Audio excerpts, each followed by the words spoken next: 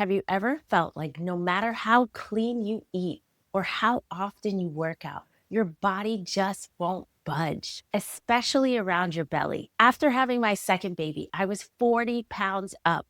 My belly felt bloated and soft, and I didn't recognize myself in the mirror anymore. In this video, I'm going to show you the exact steps I would take if I had to start over today. These are the things that worked for me after years of doing everything wrong. So make sure you watch the entire video because one of these steps might be the reason you're stuck too. And if you want to lose up to 40 pounds even faster, I've put my free Fit Mama Kickstart guide to help you do exactly that. You can grab it in the description. Number one, I stopped chasing the burn. We've been told that more sweat equals more fat loss. So naturally, I started doing cardio. I was doing all the things, waking up before the kids, squeezing in fasted workouts, pushing through 6 days a week, even when I was running on 4 hours of sleep. I thought if I could just sweat more, I'd lose more. Every workout left me drenched, sore, and completely drained. But the mirror still showed the same puffy belly. My joints ached. My digestion was a mess. Then one morning, I couldn't do it. My toddler had been up all night. My newborn had spit up all over me, and my body just said no. I sat on the edge of the bed in tears, just feeling like a failure because I was too tired to work out. Instead, I grabbed the stroller, put on a podcast, and just walked. No heart rate monitor, no pressure, just a slow, quiet walk in the sun with my baby. And that walk changed everything. It was the first time in months I moved my body without trying to punish it. I came home feeling calm instead of depleted. That one peaceful hour became a new non-negotiable for me. And within a few days, the inflammation started fading. The bloat dropped. And for the first time, I actually felt good again. Fat loss isn't about crushing your body. It's about supporting it. Once I swapped gym workouts for at-home workouts and strength-based movement, my stress level dropped and my belly finally started responding. So if intensity isn't the answer, what about strength training? Number two, I stopped trying to earn my food with exercise. For years, I treated food like a reward and exercise like a punishment. If I was good all week, I could have a treat. If I ate pizza on the weekend, I had to run it off by Monday morning. After having kids, this mindset only got worse. I remember scarfing down half a bag of goldfish during nap time because I hadn't eaten all day. And I was immediately thinking, ugh, now I have to work out twice as hard. I do an extra 30 minutes of cardio to burn off the pizza. I'd skip breakfast the next day as if I was undoing the damage. It was this constant cycle of guilt, over exercising, and under eating. But I wasn't getting leaner. I was just getting stuck. I was constantly exhausted, always craving something, and living in a loop of guilt and deprivation. You don't need to earn your food. You need to fuel your body. And then something just clicked.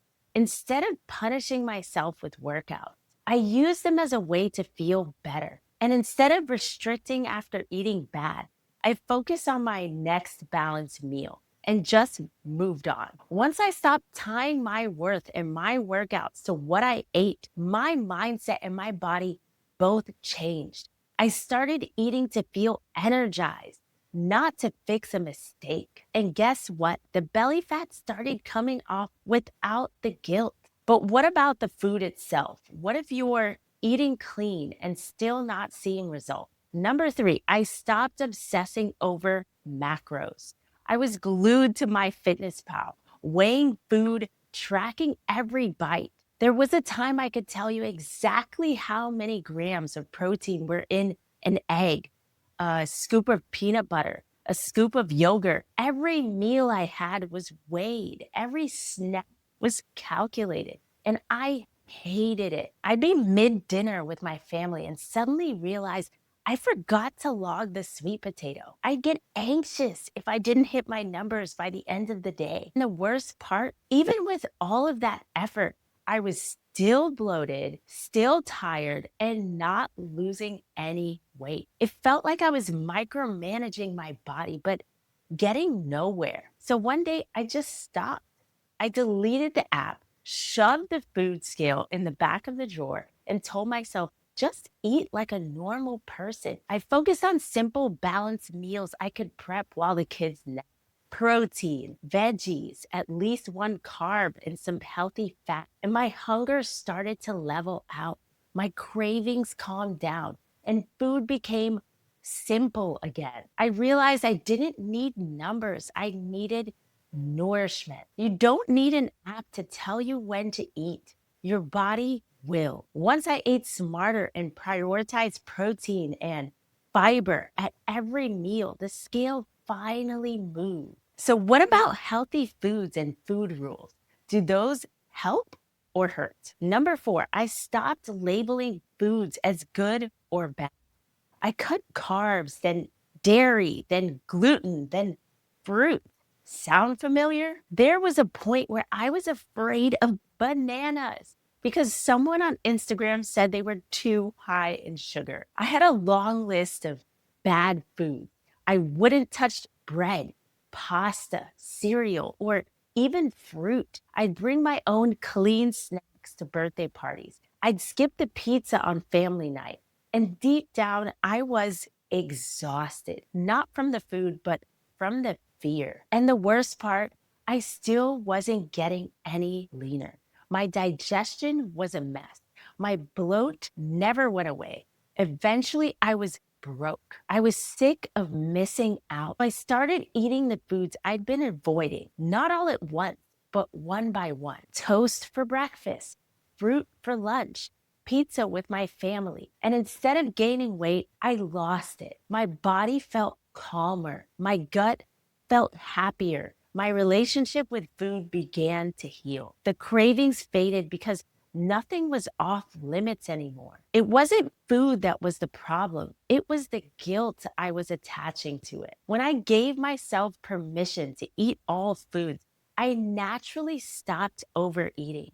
I stopped bloating, and the scales started to finally move. Unless you have a legit medical reason, food freedom equals fat loss. But if you're eating more and moving less, won't you gain weight? Number five, I stopped eating like a dieter. We've all heard calories in versus calories out, but most moms take it too far. I was always in a deficit, always cutting, always tired. I'd skip breakfast, grab a few bites of chicken and greens for lunch, and power through my day, thinking less food equals more fat loss. But I was miserable. I couldn't play with my kids without feeling winded. I'd snap at just about anyone because I was starving, and the belly fat was still there. Then one night after a long emotional day, I binged chips, chocolate, peanut butter by the spoonful. I ate until I felt sick. I cried in the bathroom afterward, thinking I had ruined all of my progress. Really, that night taught me something. My body wasn't broken, it was begging to be fed. So I started eating more intentionally. I brought back breakfast. I added carbs to dinner. I ate snacks. And for the first time in years, my body actually responded. My belly started shrinking, the scale moved, and I felt strong again. Fueling my body wasn't the thing that held me back.